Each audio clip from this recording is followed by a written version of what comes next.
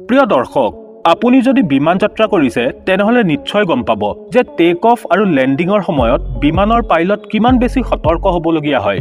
কাৰণ এইখিনি সময়ে আটাইতকৈ গুৰুত্বপূৰ্ণ সময় আৰু পৃথিৱীৰ প্ৰায় 70% বিমান দুৰ্ঘটনা টেক অফ আৰু লেণ্ডিঙৰ সময়তে হয়।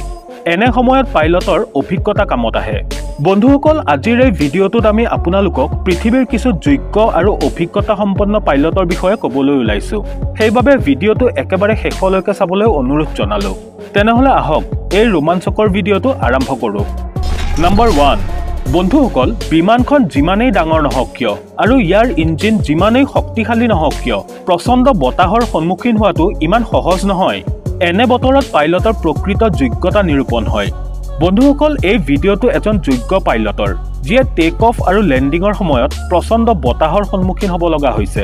বতাহ ইমানেই তীব্ৰ বেগত বলিছে যে বিমানখন ৰানৱেত নামিবলৈ দিয়া নাই। কিন্তু পাইলটে এনেকুৱা বতৰতো বিমানখন সুৰক্ষিতভাৱে অৱতৰণ কৰি নিজৰ যোগ্যতাৰ প্ৰমাণ দিলে। নম্বৰ 2, বন্ধুসকল, এই ভিডিঅ'টো এমিৰেটছ এয়াৰলাইন্সৰ বিমান 8380ৰ। ভিডিঅ'টোত এই বিশাল প্লেইনখনে বতাহৰ বাবে লেণ্ডিঙৰ সময়ত নিয়ন্ত্ৰণ হেৰুৱাৰ উপক্ৰম হয়। চাওক, প্ৰচণ্ড বতাহে কেনেদৰে প্লেইনখন প্ৰায় উৰুৱাই লৈ গৈছিল, কিন্তু তৎসত্ত্বেও পাইলটে প্লেইনখন নিয়ন্ত্ৰণলৈ আনে। এই পাইলটজনৰ যোগ্যতা দেখি সকলোৱে পাছত তেওঁক প্ৰশংসা কৰে। নম্বৰ 3, বন্ধুসকল, এইখন বোয়িং 676 বিমান। এই বিমানখন প্ৰাগ এয়াৰপৰ্টত লেণ্ড কৰাৰ সময়ত প্ৰচণ্ড ধুমুহাৰ বাবে ক্ৰেছ হোৱাৰেই উপক্ৰম হৈছিল। পাইলটে দুবাৰ প্লেইনখন ৰানৱেত নমোৱাৰ চেষ্টা কৰিছিল, কিন্তু বতাহে ইয়াক পুনৰ ওপৰলৈ উৰুৱাই পঠিয়ায়। কিন্তু পাইলটৰ সঠিক বিচাৰ বুদ্ধি আৰু নিয়ন্ত্ৰণৰ ফলত বিমানখনে সুকলমে লেণ্ড কৰিবলৈ সক্ষম হয়। নম্বৰ 4, বন্ধুসকল, 18 জানুৱাৰী 2018 চনত জাৰ্মানীত প্ৰচণ্ড বতাহ ধুমুহা হৈ আছিল আৰু সেইবাবেই জাৰ্মানীৰ সকলো এয়াৰপৰ্ট বন্ধ কৰি দিয়া হৈছিল। বতাহৰ এই স্পীডে বিপদসীমাও চেৰাই গৈছিল। সেই সময়তে Q400 নামৰ সৰু বিমান এখনে জাৰ্মানীৰ এয়াৰপৰ্টত লেণ্ড কৰাৰ চেষ্টা কৰে। আপুনি ভিডিঅ'টোত দেখিবলৈ পাইছে যে বতাহে বিমানখন কিদৰে উৰুৱাই লৈ যোৱাৰ উপক্ৰম হৈছে, কিন্তু এই বিমানখনো সুকলমে লেণ্ড কৰোৱা হয়। বন্ধুসকল, এই দুঃসাহসী পাইলটজনৰ বাবে সকলোৱে এটা লাইক নিশ্চয় দিব বুলি আশা কৰিলোঁ। নম্বৰ 5, বন্ধুসকল, এইখন এখন ব্যক্তিগত বিমান। কিছু ওপৰলৈ যোৱাৰ পাছত বিমানখনৰ পাইলটজনে জানিব পাৰে যে বিমানখনৰ চকাকেইটা জাম হৈ গৈছে আৰু বিমানখন লেণ্ড কৰাৰ সময়ত ইয়াৰ চকাবোৰ খোল নাখাব। কিন্তু এই বিচক্ষণ পাইলটজনে বিমানখন এনেদৰে লেণ্ড কৰালে যেন একোৱেই হোৱা নাই আৰু বাহিৰলৈ ওলাই আহি নিশ্চিন্ত হৈ বিমানখন পৰীক্ষা কৰিবলৈ ধৰে।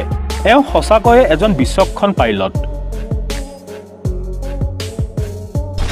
নম্বৰ 6, বন্ধুসকল, বিমান এখন লেণ্ড কৰাৰ সময়ত ইয়াৰ চকাবোৰ ভালে থকাটো অত্যন্ত প্ৰয়োজনীয়। কিন্তু এই বিমানখনৰ ক্ষেত্ৰত এনে নহ'ল। এই বিমানখন লেণ্ড কৰাৰ সময়ত ইয়াৰ বাওঁফালৰ চকাটো ফাটি যায়। সৌভাগ্যক্ৰমে বিমানখনৰ পাইলটে বিমানখন নিয়ন্ত্ৰণলৈ আনে আৰু কাষতে থকা ঘাঁহনিত গৈ ৰৈ যায়। এই দুৰ্ঘটনাটোত কোনো লোক হতাহত হ'ব লগা নহ'ল। ইমানবোৰ যাত্ৰীৰ প্ৰাণ ৰক্ষা কৰাৰ বাবে এই পাইলটজনক অন্তৰৰ পৰা ধন্যবাদ জনাইছো। নম্বৰ 7, বন্ধুসকল, 2011 চনৰ নৱেম্বৰত পলিছ এয়াৰলাইন্স কোম্পানীৰ এখন বোয়িং বিমান 767এ অৱতৰণ কৰাৰ সময়ত চকা খোলেই নাখালে। বিমানখনৰ চেণ্ট্ৰেল হাইড্ৰলিক ছিষ্টেম সম্পূৰ্ণৰূপে বিকল হৈ গৈছিল, যাৰ বাবে এটাও চকা বাহিৰলৈ ওলাই নাহিল। ইয়াৰ বাবে পাইলটে চকা নোহোৱাকৈয়ে অতি বিপদজনকভাৱে বিমানখন লেণ্ড কৰিবলগীয়া হ'ল। পাইলটে যেতিয়া এই কথাটো গম পালে, তেতিয়া তেওঁ বিমানখন বহু সময় উৰুৱাই ইয়াৰ ইন্ধন শেষ কৰি লয়, যাতে বিমানখনত জুই নালাগে। ইয়াৰ বাবে তেওঁ বিমানখন এয়াৰপৰ্টৰ আশে-পাশে উৰুৱাই থাকে। এভিয়েশ্যন কণ্ট্ৰল ৰুমক এই বিষয়ে অৱগত কৰা হয় যদিও ইয়াৰ কোনো সমাধান নোলাল। কিন্তু বিমানখনৰ এই সাহসী পাইলটজনে বিমানখন সুৰক্ষিতভাৱে লেণ্ড কৰিবলৈ সক্ষম হয় আৰু তাত উপস্থিত থকা 220 জন যাত্ৰীৰ এজনো আঘাতপ্ৰাপ্ত হ'বলগীয়া নহ'ল। নম্বৰ 8, বন্ধুসকল, 2005 চনত জেট ব্লু A320 বিমানখন নিউয়ৰ্কৰ পৰা উৰা মাৰে। কিন্তু উৰা মৰাৰ কিছু সময় পাছতেই পাইলটে গম পায় যে বিমানখনৰ সন্মুখৰ চকাটো বিকল হৈ গৈছে। পাইলটে বিমানখন লছ এঞ্জেলিছত নমোৱাৰ সিদ্ধান্ত লয়। তেওঁ বিমানখন প্ৰায় 2 ঘণ্টা সময় আকাশত উৰুৱাই থাকে, যাতে ইন্ধন শেষ হৈ যায় আৰু বিমানখনত জুই নালাগে। অৱশেষত তেওঁ 222 কিলোমিটাৰ গতিবেগত বিমানখন লেণ্ড কৰে। পাইলটে সম্পূৰ্ণৰূপে চেষ্টা কৰিছিল যাতে প্লেনখনৰ সন্মুখৰ চকাটো মাটিত স্পৰ্শ নহয়। ইয়াৰ বাবে তেওঁ প্লেনখনৰ সন্মুখ ভাগটো যিমান পাৰে ওপৰমুৱাকৈ ৰাখে, কিন্তু অৱশেষত সন্মুখৰ চকাটো মাটিত স্পৰ্শ হয় আৰু ইয়াৰ টায়াৰ ব্লাষ্ট হৈ যায়।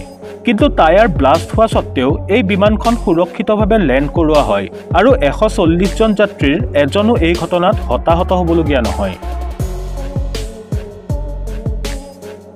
বন্ধুসকল, ভিডিঅ'টো চাই কেনে পালে আমাক কমেণ্ট কৰি নিশ্চয় জনাব।